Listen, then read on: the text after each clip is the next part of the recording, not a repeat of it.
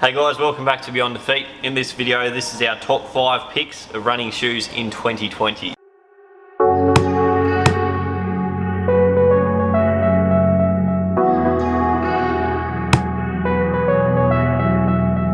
So this is what we've liked, or we've liked the technology in it, and as far as other runners have felt in it.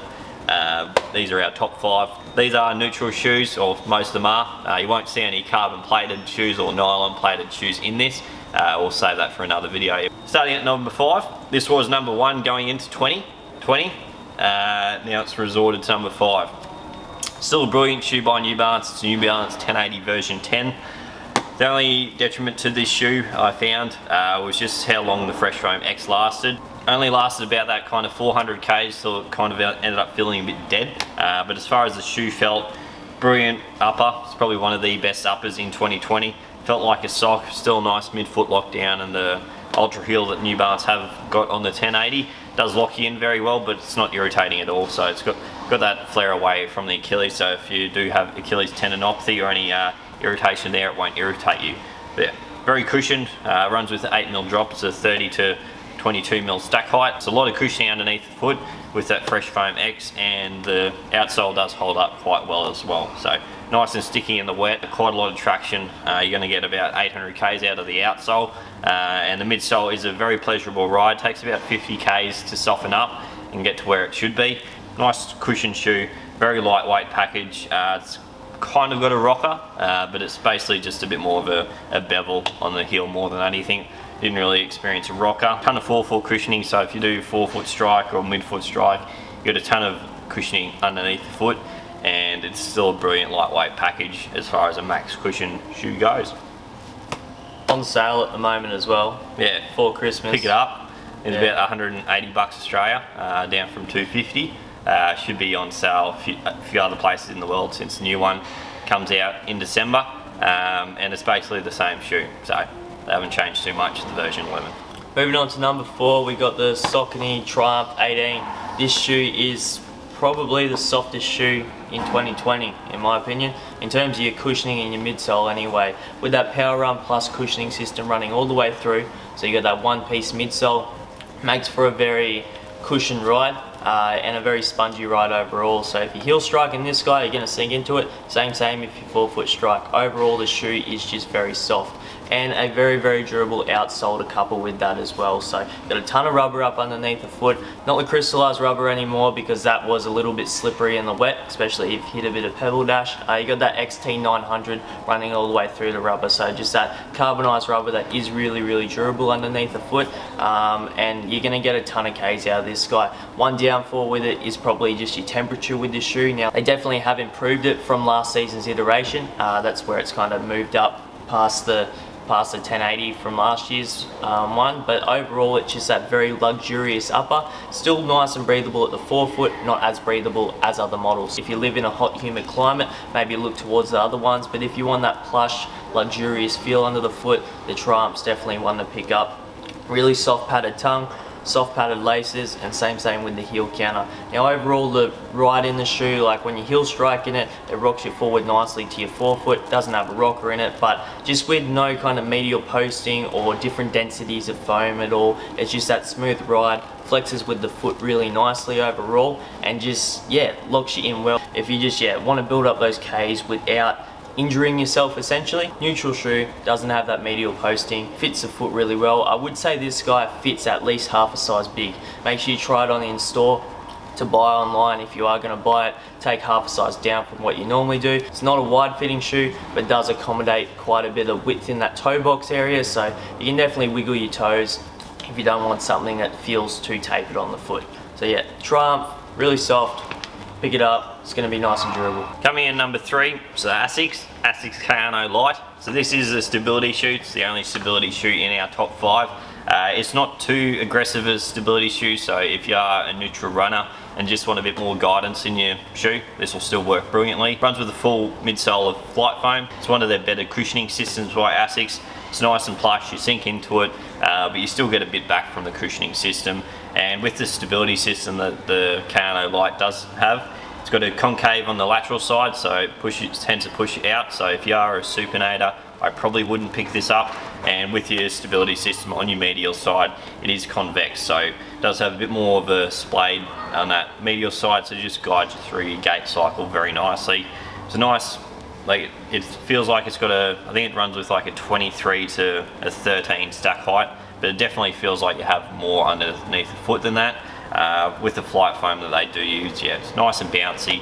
It's still very stable, and the upper is very breathable, hugs the foot very nicely. You've got a detached tongue, so if you do have a slightly higher instep, it still will work for you. Nice and cushioned around that heel counter. It's very lightweight. Like these are probably the, yeah, this plus number one's probably the lightest weight shoe on the top 5. Very easy to tick the legs over. You can do about 800 Ks in this.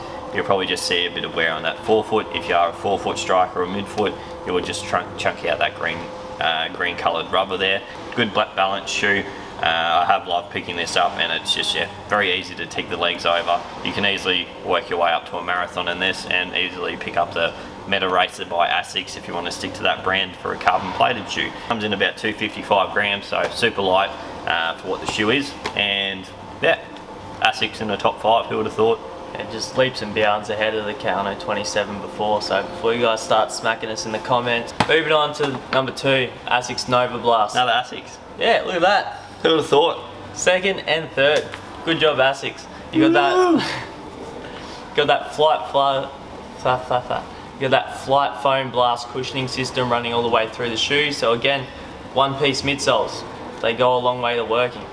Nothing too over the top in a running shoe, but it just gives you that nice bouncy soft feel day in day out when you're running it.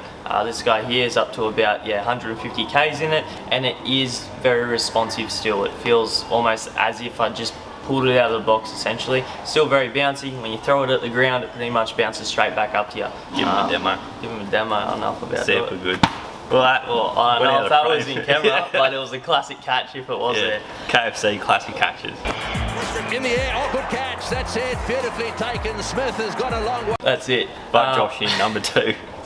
Yeah, personally, I'd probably have this at number 1, but for a lot of runners out there, it isn't suitable. If you are someone who pronates at all, don't pick up this shoe. You do need a neutral foot or somewhat of a strong foot for it to work. I think in a new season's iteration, they will make it a little bit more stable, but moving on to this shoe in general, it is a bit flexible overall. Very, very soft, very, very fun shoe to run in. It was my favorite shoe of 2020 so far, and that's why it's at number 2 essentially. Just wraps around the foot really nicely, very lightweight, poppy, fun shoe to go in. I think if you were a very efficient runner, yes, you'd be able to do a half marathon in it. For myself, I definitely wouldn't be able to. Probably wouldn't be able to do a half marathon full stop, but for those 5-10k runs that I do in them, it's very pleasurable, very comfy, and it makes you feel like you can run a bit faster than you actually can. Very durable rubber underneath as well. Said it before, going to say it again. The rubber's designed to give you that little bit of a trampoline effect that just bounces you forward onto that next step as well. So yeah, Asics using elements in the shoe to complement with each other as opposed to taking away, which is a great look. And it's, yeah, worked quite well for him, having a couple shoes in our top 5 for 2020 so far. So yeah, pick up the NOVABLAST. If this thing goes on sale before they drop a new one, pick up a few if you can, because bang for buck, it's an awesome option coming in at that $230 mark. If that comes down to around 180, yeah, definitely pick it up around Christmas time for sure. And coming in at number 1, this is in our best, our favourite shoes of 2020, similar to the NOVABLAST. You got your Hoka One Clifton 7. So this has been out for 7 years now. Actually, it's probably a bit more since they don't usually release one every year. But the Clifton 7 made a few touches up that I thought was wrong with the Clifton 6. They basically just changed the upper as far as the Clifton 6 and 7 goes. Nicely dialed in. A lot of brands are going for that flare away from the Achilles now, so it still acts as a pull tag, but the cushioning system that they do use, no fancy name, it's just EVA. It's not the highest stack height out of a lot of it. I think it runs with like a 29 to 25 mil stack height, or thereabouts. I think it might be a 24. But nice and pleasurable, takes a lot of shock out of the body. So if you are someone coming back from injury, whether that be plantar fasciitis, Achilles tendinopathy, or even just any shin splints or any meniscus problems, your Clifton 7 can easily cater for just taking a lot of shock out of the body that most of the other shoes don't, and still in a lightweight package. I think these come in at about 264 grams, very cushioned for the amount of lightweight this is. Ton of forefoot cushioning, so if you are that forefoot striker or midfoot striker, it still work great for you. The only detriment is just the no lateral rubber. See a bit of wear there and it'll be a bit unpleasant, but as far as any other aspects of the shoe goes, it's very good. You won't get any of that bucket seat irritation on that medial side. Even if you do, just buy a half decent inner sole that I have in there, and yeah, it ends up just taking it away. Yeah, if you're looking for something to train in and do like a Ironman or a half Ironman, these do work great for taking a lot of shock out of the legs after you're off the bike. And with the Meta Rocker, just uses a different muscle group instead of using the same muscle group for the 6 odd hours or however long you're in an Ironman. And you can easily train in this and race in it. It's still very lightweight for a race day shoe. About 800 Ks out of this you'd probably expect, and it's a brilliant shoe. That's why it's in at number 1. 2020. Yeah, about wraps up our top 5 daily trainers of 2020.